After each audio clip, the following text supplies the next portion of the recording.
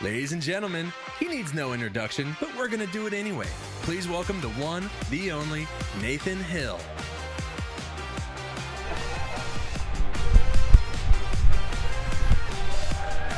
Woo!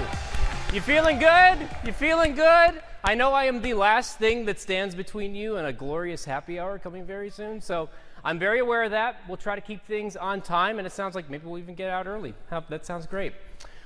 We got a big number up on the screen. It's 44.5%. Where do you guys see? There it is. Here we go. 44.5%. Does anyone know what this number means? If you have an idea, shout it out. Retention?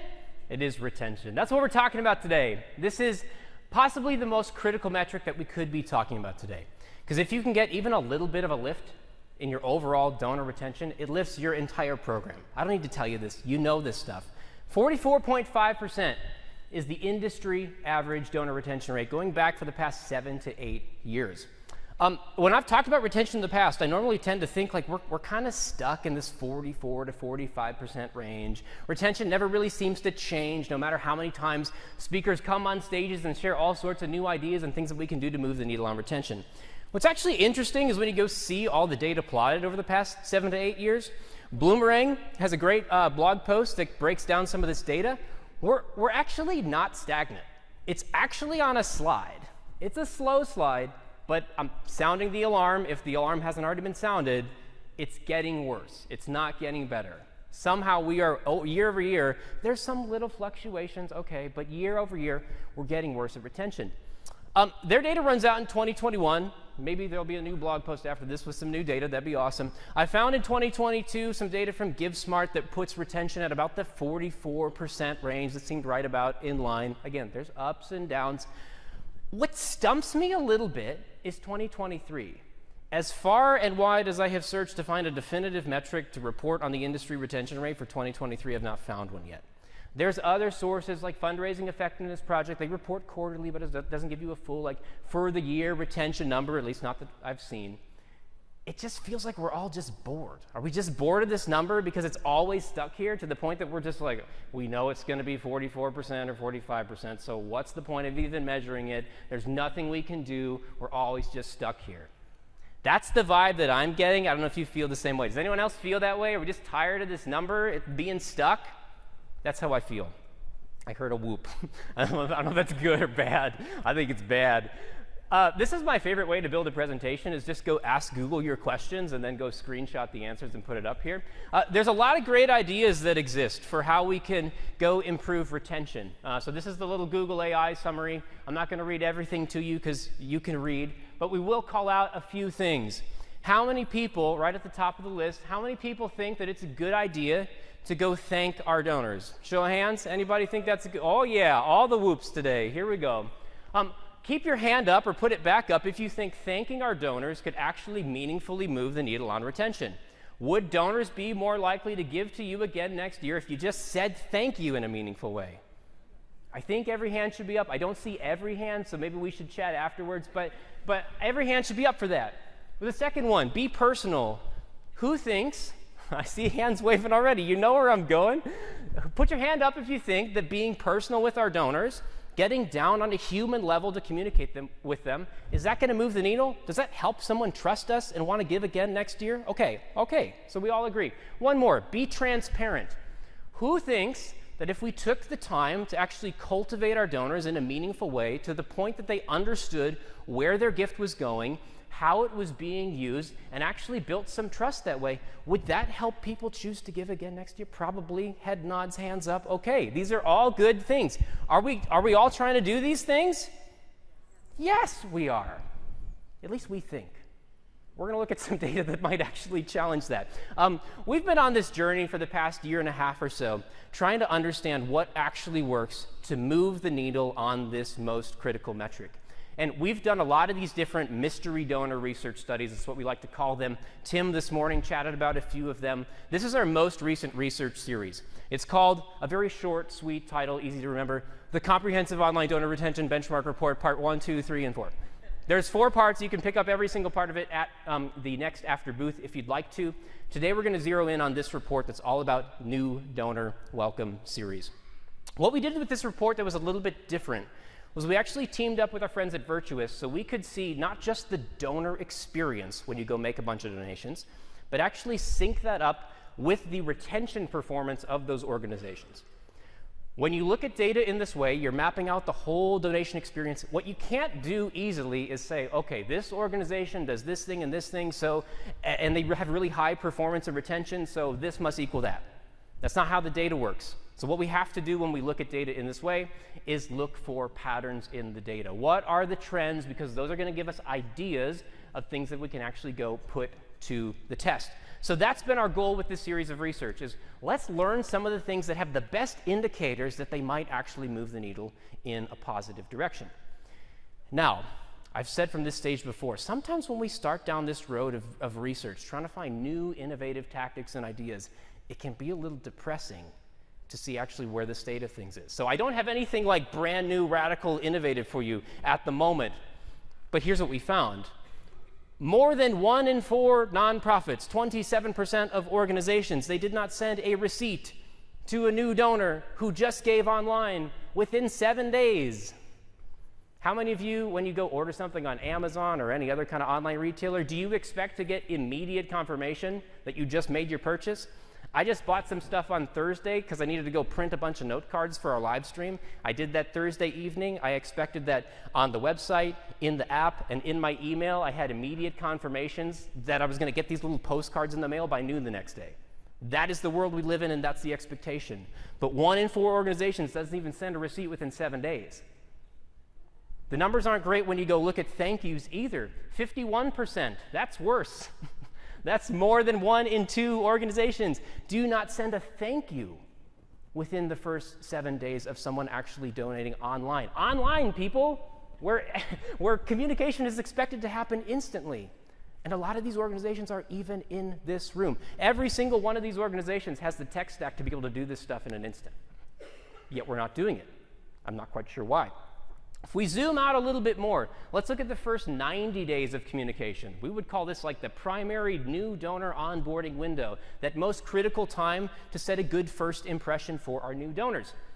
33%, that's 1 in 3, 33% of organizations did not send any cultivation within the first 90 days. And I'll let you in on how we divide up this research because it's really complicated when we go look at all these emails. Over here we have a big bucket called donation appeals, and that's anything that asks for money. Over here we have a big bucket that's called cultivation. That is every single piece of communication that does not ask for money. We call it cultivation. You can go tease that out a bunch of different ways, but when we're looking at this number, we're talking about 33% of organizations did not send anything that didn't ask for money within a 90-day period of someone giving a gift online. I heard someone say, whoa. Yeah, whoa.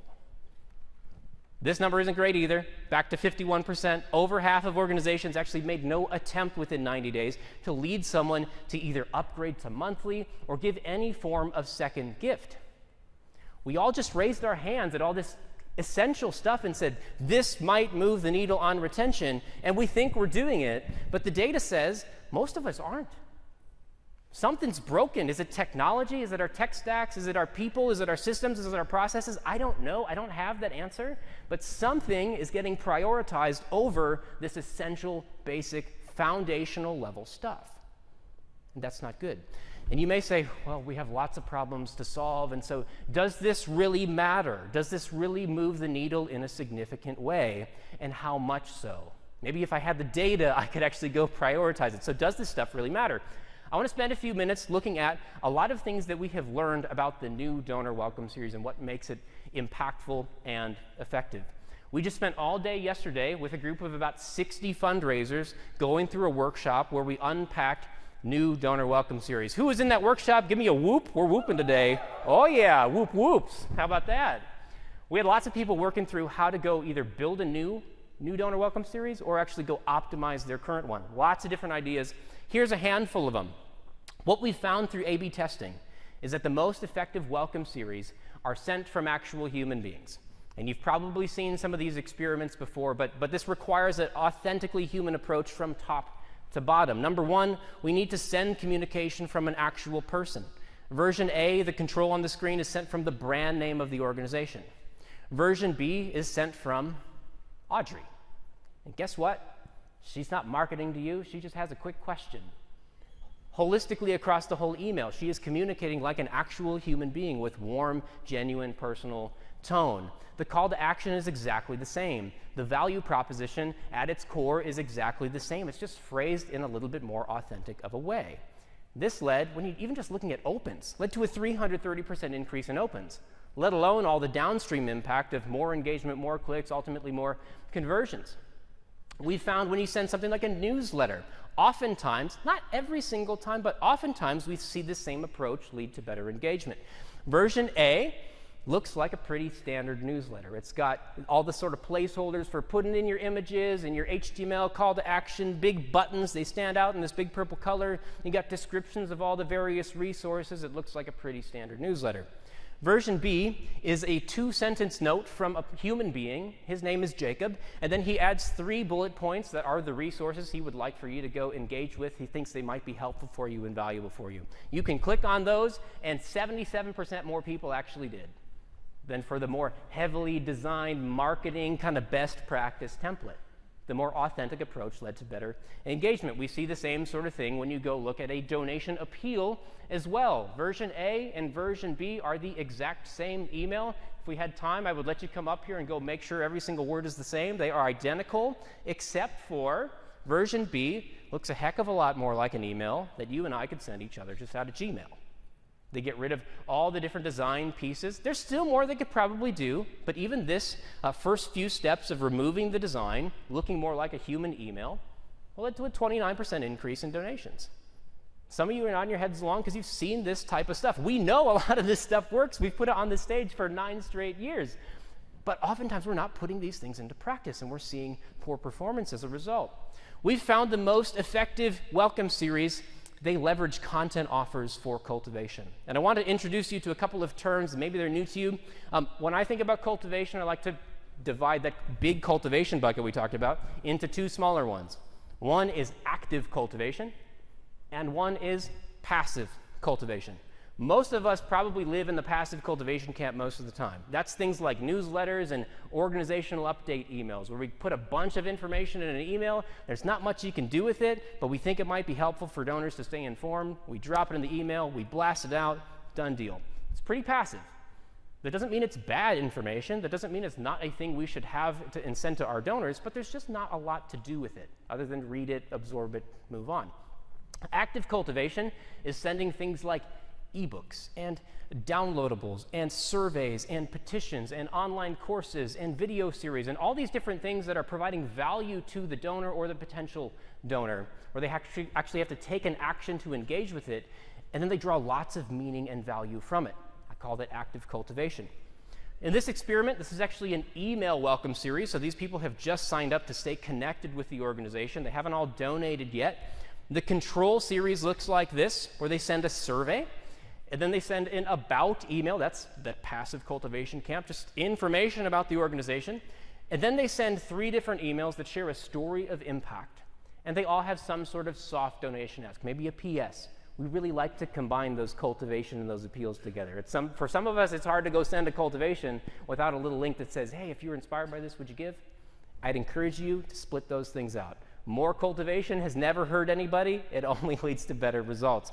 But that's what they did. They sent these stories of impact. They've got soft donation asks, and then they make a direct appeal, and then they hand you off to the newsletter.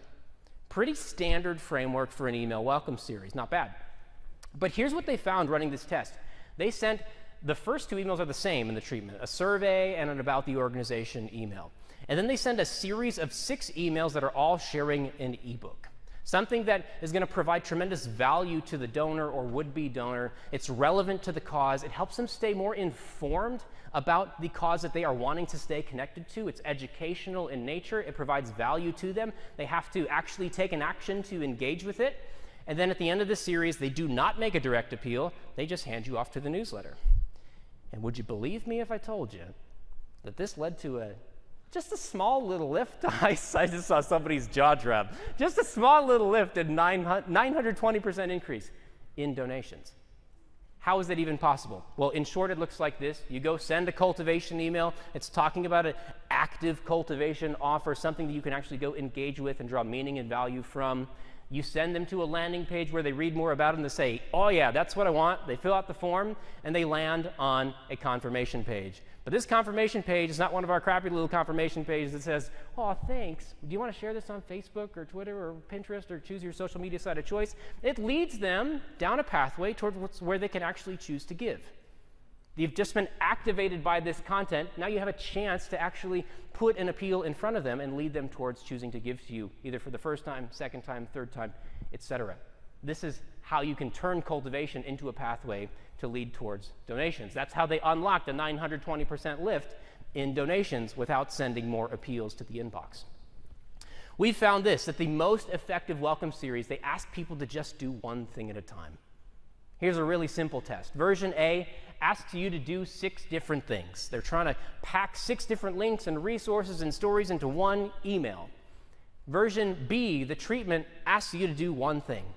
It technically has 2 links, but now they're spending more of their time. It's about the same length of email, but it's focused on driving you to just make one decision. When we go overload people with information, they are going to get overwhelmed by that information and choose the easiest path, which is to do nothing at all.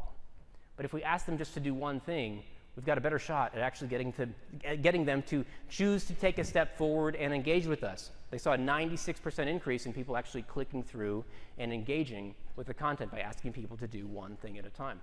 None of this is rocket science. You've probably seen lots of these different tactics before. I'll share one more with you, and this is one of my favorite experiments in our experiment library. The most effective welcome series across the board are authentically human, and they communicate in an authentically human way. Version A looks like this. It's 7 emails long, looks pretty typical, uses some branding and design and header and colors and images and buttons and signatures and social media icons and all that stuff that comes baked into every MailChimp email template, HubSpot email template, etc. Version B takes a little bit different of an approach. It still has 7 emails, but across the board, it's authentically human. I won't read all these bullet points to you because you'll get the slides and you can see them too. But across the board, it's sent from human beings. It's using this more authentic design approach to the communication. Every single email is designed to provide value to the donor or would-be donor in the inbox. They're using, again, that plain text style approach. What I want to draw your attention to is email number 1 and email number 4. They're both called a reply back email. This gets scary for some of us because what they're actually doing is they're not asking you to go fill out a survey or click a link to tell me more information about why you signed up or why you gave. They're actually asking you to hit the reply button and have a real conversation, one-to-one. That's scary for some of us. And I get it because we do not need more emails in our inbox. I don't need more emails in our inbox. But that's the approach they take. Because email, at its core, is designed to create one-to-one connections and facilitate conversations. What they found was that this holistically human approach led to, are you ready? 33% increase in opens, a 42% increase in clicks, an 875% increase in donations, and a 99% increase in overall revenue. You may be wondering, I see some pictures, I'll let you take a picture of the slide. Does that stuff actually matter? Because all we're talking about here is how to lift engagement and clicks and opens and even conversions, which are all good and important things to get more people to engage and donate now, but does it get people to give again? That's what we're talking about, retention. Does this stuff really impact retention? I think so, we think so, but we would like to have some data, wouldn't we, to go make the argument? I want to introduce you to a wonderful human being. His name is Brad. Applause for Brad, amazing. Can we all say hi, Brad? Can we wave to Brad? Hi, Brad. If you see Brad, say hi to Brad. He's wonderful. Brad oversees all of our data and analytics here at NextAfter. And so what he spends most of his days doing is mostly stuff that I don't understand and could never do. But I know that he's working with every new organization that we start working with, where he is deep in the data, stitching together all the various data silos usually, email data, web analytics data, CRM data, the whole history of donor records and donor performance to try and understand what's working, what's not working, and then go build a plan of how are we going to grow this thing? How are we going to grow giving and generosity together? Now, Brad created something that's pretty fun. Fun's in the title, actually. Friday Fun with Numbers. We have some other names for this internally you can ask me about later. But we call this Friday Fun with Numbers, and what he's done is he's opened up for our staff the ability to just ask a question. What do you want to know about the data? We can go see this full data universe for 30 plus different organizations. What do you want to know?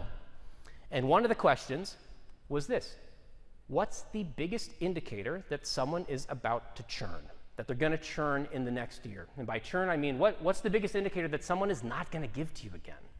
Because if we can identify that, then maybe we can actually go install some strategies and tactics and plays to try to mitigate against it and move people into that second-year relationship or that third-year relationship, move into a key multi-year donor. And I won't share all the data he found because there's a lot of it, but a couple highlights. If you're a new donor, you make a donation. Within the first 12 months, you only give one gift. Your donor retention rate is 21%. 21% of these new donors are going to give to you next year if you're using what we would call a digital-first approach. It's a pretty decent new donor retention rate, by the way. It looks abysmal, but it's pretty standard. What we found is that if you can get this donor to give to you 2 times within their first 12 months, and I'm not even talking about recurring giving. This data is only looking at one-time donors. Courtney tomorrow evening is going to talk about this related to recurring giving and how much that matters, how important that is. If you get these one-time donors just to give a second gift within their first 12 months, you know what their retention rate jumps up to? 45%. We obviously like to look at percent increases and percent decreases because they're a heck of a lot more fun. That means 114% increase in donor retention. Wow is right. That's amazing. What's really amazing about this metric to me and this finding to me, honestly, it could be groundbreaking for us as an industry, because when you try to move the needle on donor retention, it's really, really hard to know if what you've done today is actually doing anything. Because oftentimes you need to go measure the impact over multiple years. And if you're looking back 3 years' time to say, oh, we did this thing 3 years ago, we think it was going to impact retention, retention's about the same. Was it the thing that we did, or was it the 100 million other things that happened that either helped lift it or decreased it or impacted the data in some way? It's really hard to know. This gives us a metric that we can actually optimize now. Something that you can go install tactics and strategies and plays to move the needle on right now with confidence. It's going to lead to more people giving in year 2. And if you get more moving into year 2, at the lowest, they have a 39% chance of becoming your most valuable donor, which is a key multi-year donor. At best, they have more of like a 66% chance for now of moving into a key multi-year donor relationship. This gives us a singular metric that we can optimize for to go move the needle on the most important metric that we can measure. Is anybody actually putting it all together and seeing the impact? That's what we're trying to get to, is can we draw clear lines in the data to say, if we do this, it will lead to that, and we can finally flip the story on that 8-year slide of donor retention. I want to show you a few key findings from this research study that we've been on, again, working with our friends at Virtuous, seeing retention rates, mapping the donor experience for those organizations.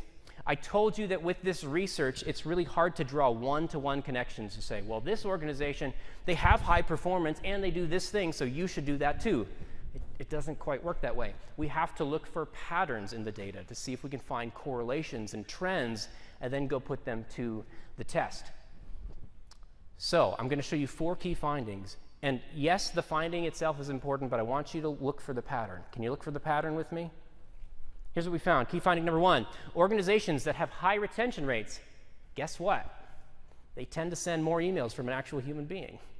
We just looked at this experiment, 330% increase in opens, plus all the downstream impact from that. It's great to increase engagement in one email, but at the end of the day, that doesn't really matter when we're talking about retention. But we're finding that these organizations who send more emails like this have higher retention rates. Interesting as a finding on its own, but not definitive. Look for the pattern. Key finding number 2, high retention organizations are the most likely to eliminate distracting calls to action from their emails. Simple thing, but interesting that those organizations are implementing this tactic we just talked about. 96% increase in clicks, that's a good thing. What's more important is maybe that's an indicator that they might have better retention if you can get them to engage with these types of content and cultivation. We found this, key finding number 3. High retention organizations are less prone to send passive cultivation, those info drop type of emails. They're more prone to send that bucket of cultivation we called active cultivation, where they're actually providing meaningful value that someone has to take a meaningful action on to engage with, helping them engage with the organization, the value proposition, why they should trust them, why ultimately they should give. High retention organizations are doing this more of the time. Not every time, but more of the time. We saw that this also improves the impact of that series right now, but it might move the needle on retention. Interesting. I'll share one more with you, and you're probably seeing the pattern. Low retention organizations, I'm flipping the script there, low retention organizations are the least likely to actually get down on this like human-to-human, one-to-one level and ask their donors to hit the reply button and have a real meaningful conversation with a real human being on the other end. The mid-performing organizations in terms of retention, the high-performing organizations are more likely to do this more of the time. Low retention organizations rarely actually ask their donor to hit reply and engage in a human conversation. I hope we're seeing the pattern. I think we are. Here's where I want to land. If you've been to NIO Summit before, if you have been on any of our trainings, you've probably heard a very familiar mantra. You could probably actually say a lot of it with me. It goes like this, that people give to people. Has anyone heard this before? People give to people, not to email machines. They don't give to clever marketing. They don't give to clever fundraising. You know what they give to? They give to people that they know and trust. Faces that they know and that they trust. If you've heard that before, as many of you just kind of threw your hand in the air and said, yeah, I've heard that before. Maybe it's gone in one ear and out the other. Maybe we haven't fully internalized it. We talked earlier about, I'm kind of confused about what we're prioritizing if it's not even that basic kind of blocking and tackling to set the foundation for the relationship of a donor. I'm worried that sometimes we get really caught up focusing on, how do we get the best tool to send the most text messages? How do we get all these new cool things to go add to our tech stack? Because if we can unlock this new channel or unlock this new piece of technology, it might solve everything for us. There's value in those things, so don't get me wrong. There's value in those things. There's a bunch of vendors here that have lots of cool technology that can really help you in a meaningful way. But sometimes we get caught up in our tech stacks. We get caught up in internal processes. God forbid we get caught up in just internal politics on a daily basis, and we forget what truly is, in my view, the most important thing and the best shot that we have to actually move the needle on retention, which is this. You, individually you. Yes, we collectively as a sector, but internalize this yourself. Whether you're in a data analyst seat, or you're in a VP of development seat, or a CMO, or you're the CEO, or you're a copywriter, wherever you kind of stand within the organization, when we're talking about fundraising, improving relationships, growing and developing new donors, improving retention, the best shot we have to do that is if this comes first. Treat your donors like human beings that you actually want to get to know. That is the whole job. That's the whole job. Everything else, all the new technology, all the innovative tactics and strategies, they all are in support of this. If you object to this, you might actually be in the wrong seat. You might be in the wrong job. You might be in the wrong sector. This has to come first. If we want to move the needle on retention, we have to treat our donors like humans that we actually want to get to know. Make sure that's the priority first.